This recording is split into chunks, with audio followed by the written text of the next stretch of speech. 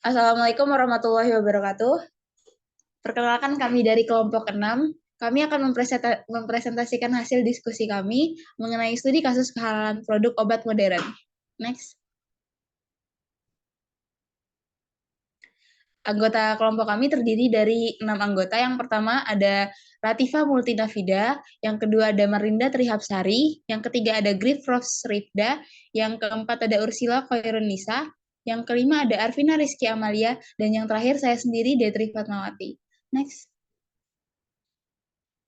Baik, dalam presentasi kali ini kami akan membahas beberapa jenis obat-obatan modern. Yang pertama ada asam mefanamat 500 gram, kandesartan cilextil. Yang ketiga ada omeprazol. Yang keempat ada analgetik antipiretik paracetamol. Yang kelima ada asam ascorbat atau vitamin C. Dan yang terakhir ada antasida.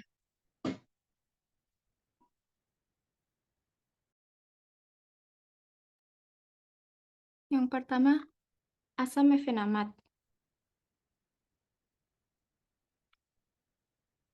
Asam mefenamat adalah salah satu obat antiinflamasi non-steroid golongan fenamat yang digunakan dalam pengobatan nyeri ringan hingga sedang. Obat ini bekerja dengan cara menghambat enzim yang memproduksi senyawa penyebab rasa sakit dan peradangan yang disebut prostaglandin. Bahan yang digunakan yaitu asam mefenamat, laktosa, closamellosodium, povidone K30, alkohol, aquades, yellow N, eorotartazine, silikon dioksida koloid, talk, dan magnesium stearat. Titik kritis dari bahan yaitu laktosa. Kritis karena bisa berasal dari hasil samping produksi keju yang mungkin menggunakan bahan haram dalam prosesnya. Selanjutnya alkohol. Kritis karena bisa berasal dari industri minuman. Yang ketiga, magnesium stearat kritis karena tergantung kepada kehalalan asam stearat yang digunakan dalam pembuatannya, yang bisa berasal dari lemak hewani. Selanjutnya, proses pembuatan. Yang pertama, formula tablet asam mefenamat 500 mg dengan metode granulasi basah. Yang pertama, timbang asam mefenamat, laktosa, cross-carmelos sodium, povidone K30, silikon dioksida koloid, magnesium stearat, dan talk sesuai dengan formula. Sebelumnya telah diayak dengan pengayakan ukuran 40 mes.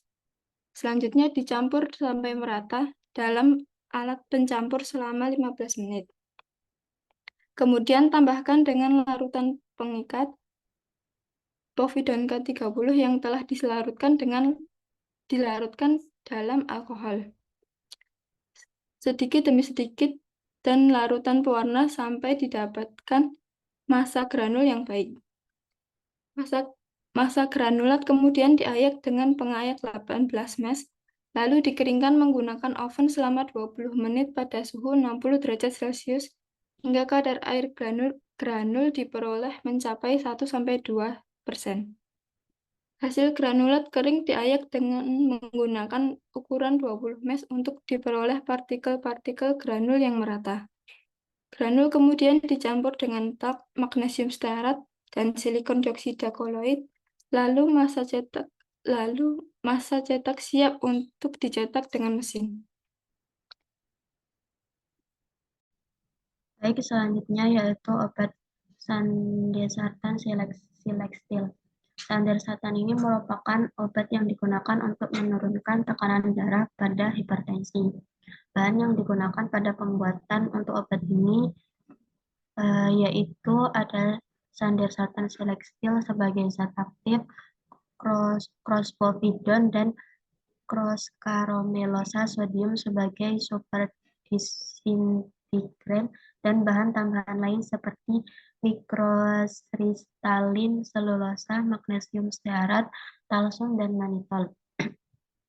Titik kritis yang terdapat dari bahan-bahan yang digunakan untuk obat ini yaitu ada magnesium stearat. Status kehalalan magnesium stearat ini masih banyak dipertanyakan. karena magnesium stearat dapat berasal dari lemak hewani atau nabati seperti lemak babi dan sapi. Apabila berasal dari lemak babi, maka obat tersebut statusnya menjadi haram karena sudah terkontaminasi dengan bahan yang haram. Untuk proses pembuatannya sendiri, yang pertama yaitu Sandersartan Silextil ODT ini dibuat dengan metode cetak langsung menggunakan super disintegran kombinasi antara cross-povidone dan cross carmelosa sodium, mannitol sebagai pengisi sekaligus pemanis, magnesium stearat sebagai pelincir, talsum digunakan sebagai pelicin, selulosa mikrokristalin sebagai pengikat. Yang kedua, Sandersartan Silextil cross carmelosodium, cross-povidone, dan selulosa mikrokristalin dilewatkan melalui saringan dengan ukuran 40 dan semua bahan dicampur dalam mortir untuk membentuk campuran awal.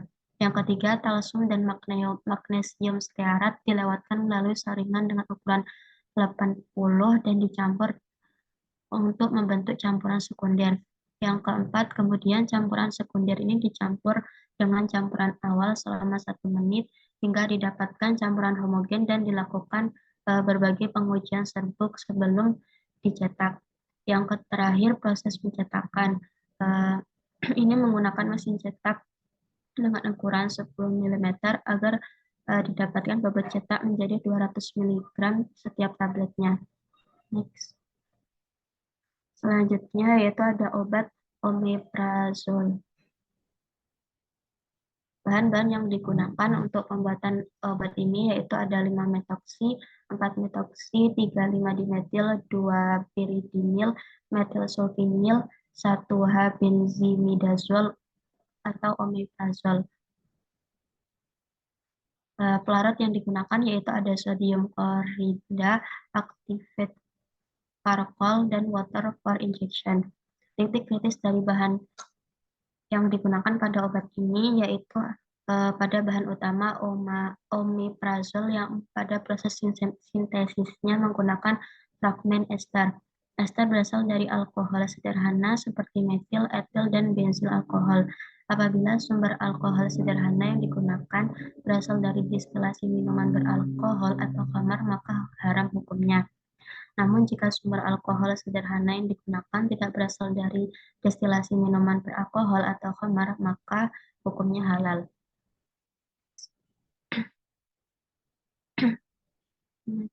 Untuk proses pembuatannya sendiri, yang pertama yaitu dengan mensterilkan alat dan bahan dengan yang sesuai. Yang kedua, omeprazol ditimbang menggunakan kaca arloji. Sebelumnya kaca arloji ini dibilas terlebih dahulu menggunakan aqua proinjeksi. Yang ketiga, selanjutnya dimasukkan ke dalam Erlenmeyer, kemudian dilarutkan menggunakan pelarut dan dengan sedikit aqua proinjeksi. Yang keempat, hasil campuran ini disaring menggunakan kertas saring yang sudah dibasahi dengan aqua proinjeksi. Yang kelima, ditambahkan aqua proinjeksi lalu larutan dimasukkan ke dalam alat sweet injeksi. Yang keenam, setelah itu disterilisasi menggunakan autoclave pada suhu 121 derajat Celcius selama 30 menit. Dan yang terakhir didinginkan pada suhu 25 derajat Celcius. Setelah itu obat baru dibentuk menggunakan alat pencetak.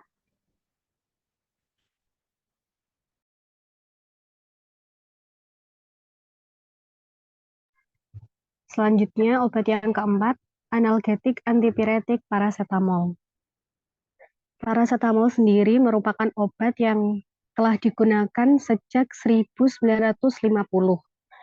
yang mana paracetamol ini digunakan atau berfungsi sebagai anti demam sekaligus anti nyeri. Adapun bahan dalam pembuatan paracetamol ada paracetamol, talc 1%, magnesium stearat, Avisal pH 101, amilum manihot, laktosa, gelatin, dan juga air.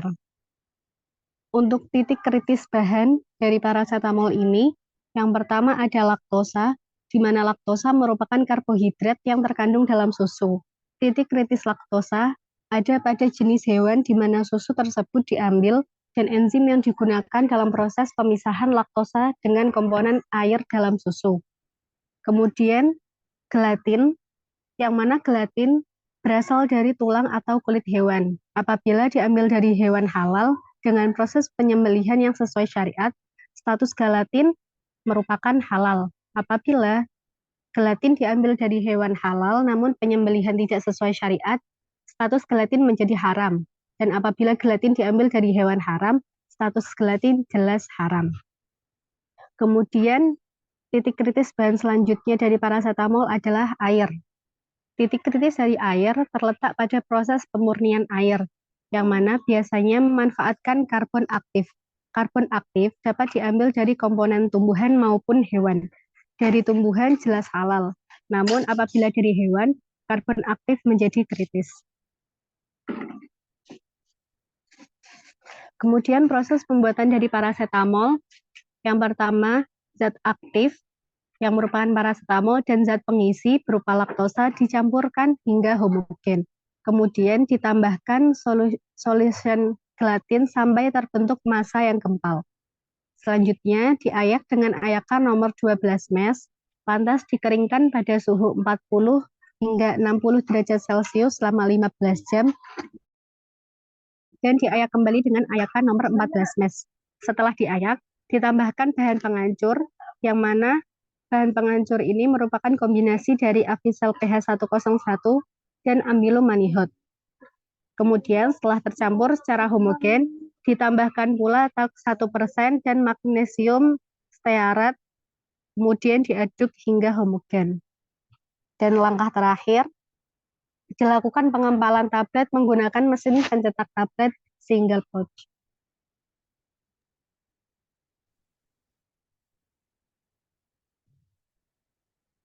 Obat modern selanjutnya yaitu asam askorbat atau vitamin C.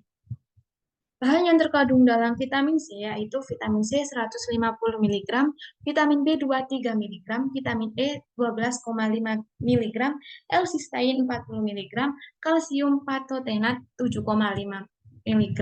Suplemen ini juga mengandung bahan tambahan pangan yaitu eritritol dan gliseril. Ada limitnya, guys. Dan gliseril monostearat. Kemudian titik kritis bahan ini yaitu L-cysteine, di mana L-cysteine diproduksi secara industri melalui hidrolisis rambut manusia, bulu babi, bulu domba, serta bulu unggas. Namun sejak tahun 2001 juga telah dapat diproduksi melalui fermentasi mikroorganisme. Rambut manusia dan bulu babi inilah yang perlu dikritisi dalam pembuatan L-cysteine. Kemudian vitamin E. Titik kritis kehalalan tokoferol atau vitamin E ada pada bahan baku minyak atau lemak yang digunakan. Meski umumnya yang digunakan adalah minyak nabati, namun diperlukan informasi terkait tahapan deodorisasi minyak yang kemungkinan menggunakan karbon aktif. Selanjutnya yaitu gliseril monostearat adalah senyawa kimia yang termasuk dalam kelompok ester gliserol. Sumber utama pembuatan gliserol dan asam stearat yakni lemak hewani dan minyak nabati. Titik kritis kehalalan gliseril monostearat adalah pada bahan baku minyak atau lemak yang digunakan. Kemudian yaitu vitamin B atau riboflavin. Riboflavin termasuk bahan yang kritis dari segi kehalalannya. Jika diproduksi secara sintesis kimiawi, maka perlu dicermati bahan tambahan yang ditambahkan ke produk akhir seperti penstabil yang berupa coating karena ada kemungkinan terbuat dari gelatin. Kemudian yaitu vitamin C. Proses pembuatan asam askorbat atau vitamin C melalui dua tahapan fermentasi, yaitu fermentasi L-sorbosa dan fermentasi asam 2-keto-L-bulonat. Proses pembuatan asam askorbat yang melibatkan tahap fermentasi ini dapat menjadi titik kritis kehalalannya. Diperlukan informasi mengenai media fermentasi maupun bahan tambahan yang digunakan dari tahap awal hingga akhir fermentasi dan yang ditambahkan pada produk akhir. Kemudian proses pembuatan. Pertama, dibuat campuran bahan pengisi atau granulatum simplex dan bahan pengikat solution gelatin dicampur sampai terbentuk granul. Granul yang telah dicampur diayak dengan ayakan nomor MES 12 dikeringkan kemudian diayak lagi, kemudian ditambahkan zat aktif vitamin C dan bahan pelicin asam stearat dan talkum. Diuji sifat fisik granul, formula granul mempunyai sifat fisik granul yang paling baik dimasukkan ke dalam corong alimentasi dan kemudian ditablet.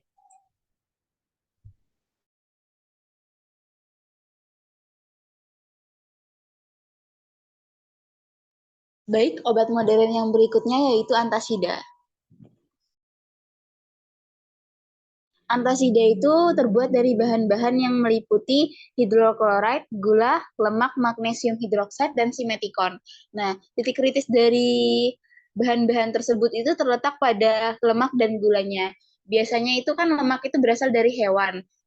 Kalau misalkan titik kritis bahan ini dinilai dari sumber hewan yang digunakan. Jika hewan tersebut seperti hewan-hewan yang halal, berarti mungkin dari segi kehalalannya obat itu halal, tapi kalau misalkan lemaknya itu diambil dari hewan-hewan yang non halal seperti babi, mungkin itu bisa menjadi titik kritis yang menyebabkan obat tersebut tidak halal. Terus yang berikutnya adalah gula. Gula itu tuh titik kritisnya terletak pada proses pemutihannya. Proses pemutihan gula itu biasanya menggunakan arang aktif yang berasal dari tulang hewan. Balik lagi seperti dengan lemak, titik kritis gula ini terletak pada sumber hewan yang diambil tulangnya. Proses pembuatannya itu yang pertama itu menggabungkan bahan antasida, gula, dan lemak. Langkah-langkah mencampurkan lemak tersebut dalam bentuk cair dan antasida tersebut dengan gula. Mendinginkan campuran hingga suhu di bawah 400 derajat. Kemudian, melewatkan campuran yang didinginkan tersebut melalui gilingan untuk memperoleh campuran bubuk dan membentuk campuran bubuk tersebut menjadi tablet. Dengan begitu, dengan melewatkan campuran bubuk tersebut, mesin tablet sambil menjaga pendorong dan cetakan mesin tersebut pada suhu sekitar 110 derajat hingga 125 derajat. Next. Baik, sekian presentasi dari kelompok kami. Jika ada salah kata atau salah ucapan, mohon dimaafkan. Assalamualaikum warahmatullahi wabarakatuh.